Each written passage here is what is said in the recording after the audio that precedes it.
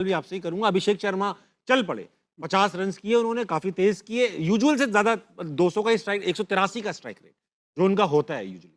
तो आज क्या डिफरेंट किया? छोटी टीम थी या आज प्रेशर कम था? छोटी बड़ी टीम तो नहीं होती क्रिकेट में। एक तो उसके लिए अच्छा है कि वो फॉर्म में आया और बड़े राइट टाइम पे आया, क्योंकि आगे भी उनका बड़ा क्रूशल मैच है, डू एंड डाई वाला मैच है। लेकिन अगर आप आज उनकी अगर बैटिंग देखें ना, तो आज उन्होंने थोड़ा सा ना वेट किया है बॉल का। वे आज इधर भी शॉट लग रहे थे, उनके सामने भी लग रहे थे, इधर भी लग रहे थे। Even during match Ravi Shastri भी कह रहे थे कि आज ये बड़ा बैलेंस रह के और बॉल को टाइम करने की कोशिश करें, ना कि हर बॉल जोर से मारने की कोशिश कर रहे हैं। फिर उन्होंने वीडियो भी दिखाई कि उन्होंने एक दिन पहले जो प्रैक्टिस किया है कि लाइन में आके सीधा खेल रहे हैं, कवर में पंच कर रहे हैं। तो देखें, जो भी है इस एज में अगर उसको इतना जल्दी समझ आ जाएगा कि नहीं यार, इंटरनेशनल क्रिकेट की ये रिक्वायरमेंट है, मुझे आहिस्ता आहिस्ता करनी है, तो ये एक अच्छी बात है और उसके लिए बड़ा अच्छा है। और ये ना हो हमारे ऊपर पड़ जाइए कि अच्छा खासा स्लॉगर था, आउट हो जाता था, आपने उसको सिखा के सही बैट्समैन कर दिया, अब हमारी मुसीबत, क्योंकि हम तो बेहतर होंगे नहीं।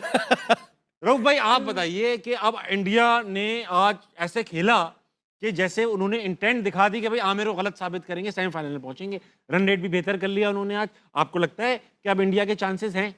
बिल्कुल इंडिया की क्लियर चांसेस बन गया। मेरा ख्याल है कि बहुत अच्छा खेले हैं। आपकी बात ठीक है कि वीक टीम के खिलाफ इतना ज़्यादा प्रेशर होता नहीं है और आप ओपनली खेलते हैं। यही अगर स्ट्रॉन्ग टीम के खिलाफ इनका मैच होता तो उसमें रिजल्ट में भी डिफरेंट हो सकते थे। दूसरा एक अच्छी चेंज उन्होंने की है कि संजू सैमसन को खिलाया और बड़े अरसे के बाद काफ़ी अरसे से इसको बाहर बिठा रहे हैं। और मेरा ख्याल है कि रोहित शर्मा के बाद बड़ा एक स्टैब्लिश बैट्समैन है, इसको अगर कंटिन्यू इंडियन चांस दे तो ये बड़ा बेस्ट उसको रिप्लेसमेंट पे क्या उसका नाम है रोहित शर्मा की, ये आ सकता है। 90 रन पे इनके 7 आउट थे वेस्ट इंडीज़ के। जो उनके ऑलराउंडर थे शेफर्ड और उसके बाद होल्डर, उन्होंने प्रूव किया कि वो एज ए बॉलिंग ऑलराउंडर नहीं कह रहे, अगर बैटिंग की ज़रूरत पड़ी है तो उन्होंने बैटिंग करके अपनी टीम को 177 का टोटल दिया है। इसमें हमारे जो ऑलराउंडर है उनको भी सीखना चाहिए कि जब बॉलिंग की जरूरत पड़ती है वो बैटिंग ऑलराउंडर बन जाते हैं हमारे वाले, जब बैटिंग की जरूरत पड़ती है वो बॉलिंग ऑलराउंडर बन जाते हैं। फिर दूसरी चीज जो इम्पोर्टेंट है जो चेज किया साउथ अफ्रीका ने, अब देखिए जो उनके 3 ओपनर हैं, मार्करम, उसके बाद आपका रॉन रिकल्टन और तीसरा आपका डिकॉक।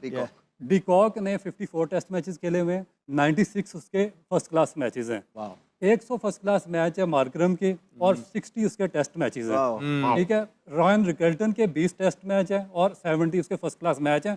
लास्ट ईयर उसने 254 टेस्ट मैच में किया और ये तीनों टॉप ऑर्डर में खेल रहे हैं साउथ अफ्रीका के। ये हमारा जो अवाम के लिए और जो हमारी थिंक टैंक है क्रिकेट चलाने वाले, उनके दिमाग समझने खोलने के लिए ये बड़ी ज़रूरी चीज़ है कि उनको ये चीज़ समझाए कि टेक्निक T20 क्रिकेट में भी मैटर करती है। आप सिर्फ ये T20 परफॉर्मेंस पे बच्चों को सिलेक्ट करके उनका मुस्तकबिल खराब ना करें। जो आपके स्टैब्लिश प्लेयर हैं फर्स्ट क्लास में, जिन्होंने लंबी क्रिकेट खेली हुई है, वही आके आपकी क्रिकेट को सही लाइन पे चला सकते हैं और गाइड कर सकते हैं। बहुत अच्छी बात की अहमद भाई। इससे याद आया, साहबजादा ने काफी फर्स्ट क्लास मैचेस खेल रखे, पक्का प्लेयर है, नीचे से आया है, पूरा प्रॉपर चैनल से, उनको वनडे में चांस मिलना चाहिए। Of course 100%। साहिबजादा फरहान में वो सारी क्वालिटीज़ हैं जो मॉडर्न डे क्रिकेट में वनडे क्रिकेट के लिए चाहिए हो। सबसे पहली चीज़ फिट है, सबसे ज़्यादा फिट टीम के अंदर इस टाइम साहिबजादा फरहान है। दूसरा, उनके पास एक गेयर नहीं है, हमने T20 के अंदर देखा है। कल पिछले पिच मैच के अंदर हमने 6 से लेके 8 ओवरों तक जब वो खेल रहे हैं बाबर आजम के साथ, वहाँ पे जब आदिल रशीद अच्छी बॉलिंग कर रहा था उसने उसको रिस्पेक्ट दी है और उसके अंदर वो एबिलिटी है कि अगर वो रिस्पेक्ट देगा तो उसको कवर भी कर लेगा। ये सारी क्वालिटीज उसके पास मौजूद हैं। He is a team man, good boy, first class का एक्सपीरियंस उसके पास मौजूद है। वनडे क्रिकेट में फर्स्ट क्लास में स्कोर मौजूद है, टेस्ट क्रिकेट में 4 डे क्रिकेट में उसके पास डोमेस्टिक के स्कोर मौजूद है। I think he will be a must addition going forward in ODIs. All formats or just one day? नहीं, अभी उसको टेस्ट से थोड़ा सा जो है ना उसको ज्यादा काम करना पड़ेगा अपनी टेक्निक पे।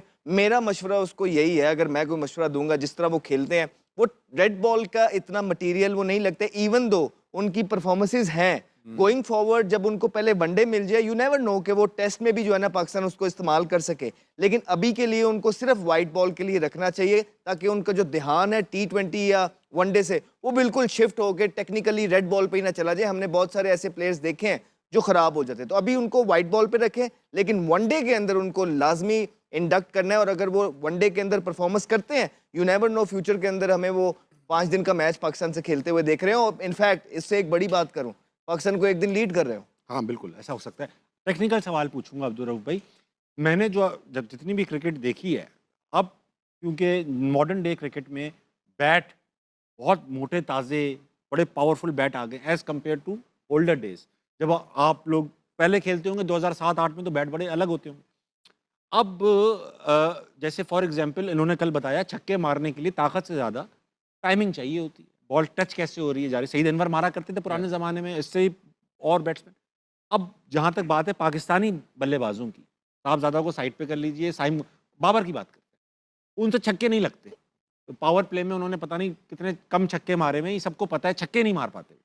तो जब छक्के नहीं मार पाते इसका मतलब ये है कि वो टाइम नहीं कर पाते उस बॉल को जो छक्के।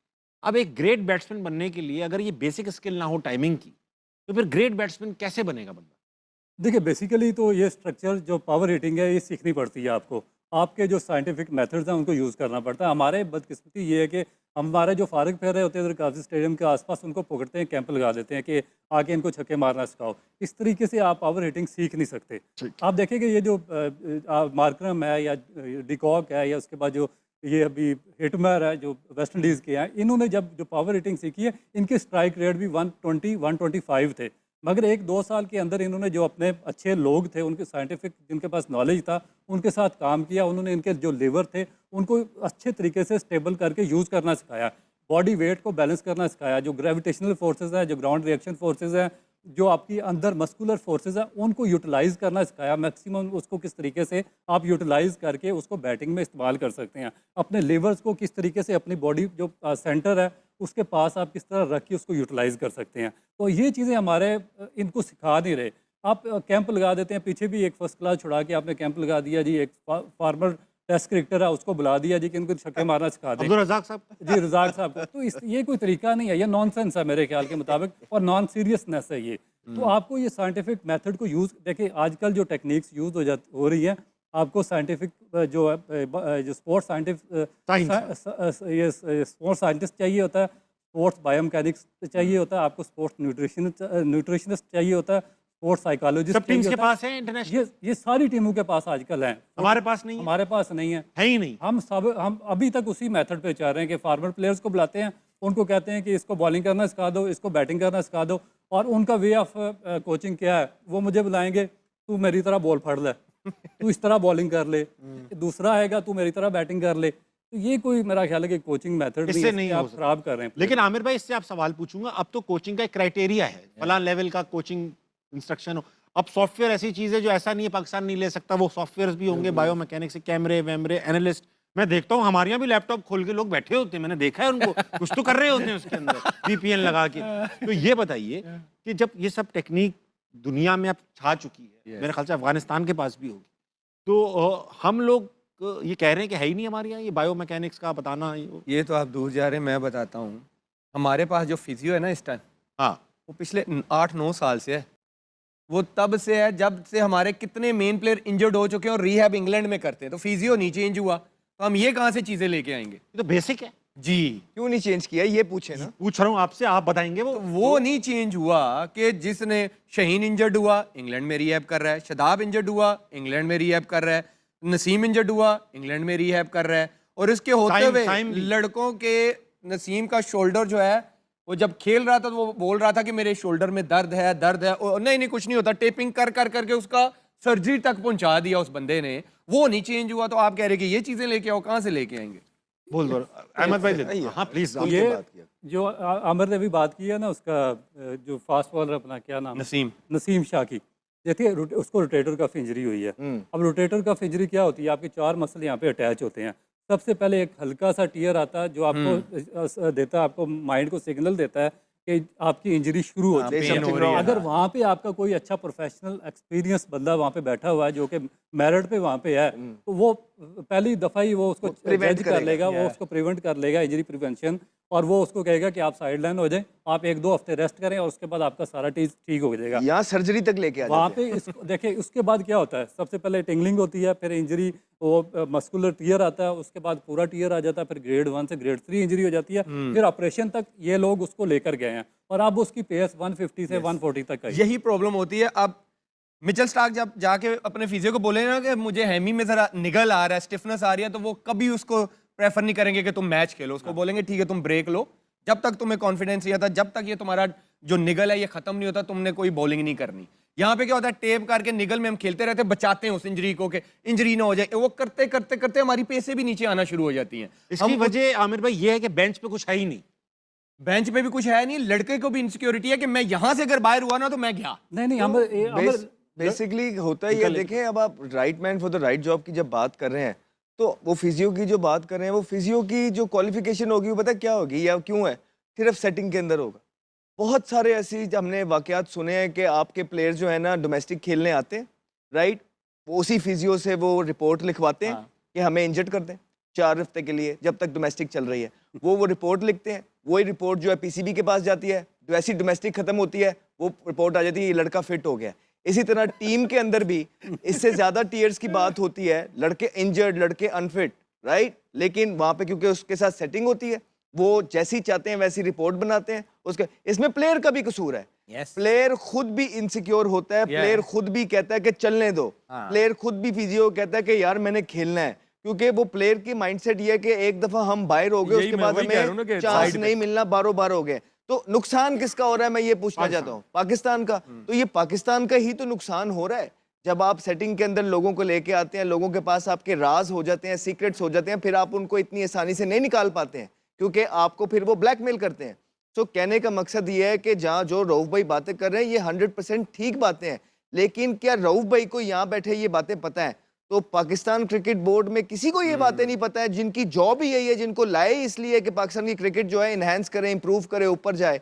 सो दिस इज द रीजन। ये रिजल्ट्स जो हैं ये अच्छा रऊफ भाई क्या बताएं यार, आपने तो इसमें डिग्री हासिल कर रखी है, तकरीबन डॉक्टर हैं आप इस काम के।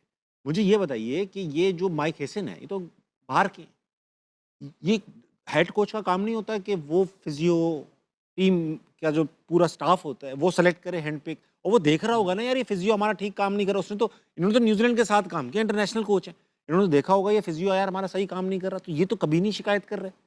नहीं, बेसिकली ये जो हेड कोच लाते हैं ये अपना बाज़ दफ़ा ले आते हैं अपना पूरे का पूरा पैनल, मगर बाज़ दफ़ा जो सारा पैनल होता है बाकी वो पाकिस्तान क्रिकेट बोर्ड इनको देता है। डॉक्टर्स इनके होते हैं, फिजियो इनके होते हैं, मसाजर्स वगैरह इनके होते हैं, जो न्यूट्रिशंस वगैरह होते हैं वो पाकिस्तान क्रिकेट बोर्ड उनको देता है, फिर उन पे उनको रिलाई करना पड़ता है इस वजह से। अब जहाँ तक इन्होंने बात की है, देखिए प्लेयर्स का मैं इसलिए कसूर नहीं कहूँगा कि हमारे प्लेयर्स की जो बेसिक एजुकेशन है वो नहीं है, अब उनको नहीं पता स्पोर्ट्स साइंस क्या, उनको अपने न्यूट्रिशन का नहीं पता, उनको अपने जो बॉडी मसल्स हैं उसका नहीं पता, उनको बॉडी की नेचर का नहीं पता। तो ये फिर जो पाकिस्तान क्रिकेट बोर्ड इतना बड़ा पैसा लगा रहा है, ये उसका काम है ना कि इनसिक्योरिटी भी बोर्ड का काम है कि दूर करें ना। इतना बड़ा पैसा आप दे रहे हैं तो फिर नॉन प्रोफेशनल लोगों को क्यों रखते हैं? अगर आप फॉर एग्जांपल आपका बच्चा है वो पीएस खेल रहा है, आपको तो पता है ना कि पीएस कितनी नुकसानदेह है, तो वो फिर आपने इंपोज करना है कि वो मेक श्योर करें कि ना। ट्रेनर फिजियो का क्या काम होता है? हमें लगता है कि नसीम शाह फिट नहीं है, ट्रेनिंग उसको मैंने देखा ट्रेनिंग पूरी करता है, उसकी मोबिलिटी का मसला है। अब उस पे ट्रेनर और फिजियो ने काम करना है कि इसकी बॉडी में मोबिलिटी जो इसके मसल्स की मूवमेंट्स है उसको कैसे सही करना है, ये उनका काम है, उसको बताना है। जैसे रऊफ भाई ने कहा कि हमारे लड़कों को शायद नहीं पता अपनी बॉडी का कि मेरे इस बॉडी में प्रॉब्लम क्या आ रही है, स्टिफनेस उसकी ज्यादा क्यों है। नसीम आपको अनफिट इसलिए लगता है कि उसकी बॉडी नेचुरली बहुत स्टिफ है, उसकी मोबिलिटी पे काम होने वाला है, ये फिजियो ट्रेनर का काम है। और आपको बंदे वैसे रखने चाहिए जिनको पता है हाँ यार आमिर की बॉडी में ये मसला, हमने इसको ऐसे लेके चलना है, इस पे ये काम करना है। आपको ऐसे प्रोफेशनल बंदे चाहिए। अच्छा भाई अब जरा क्रिकेट पे आ जाए दोबारा से, वर्ल्ड कप पे कल क्रूशल मैच है इंग्लैंड न्यूजीलैंड का, हमारे ऊपर पॉइंट्स टेबल देख लेते हैं फिर बात करते हैं।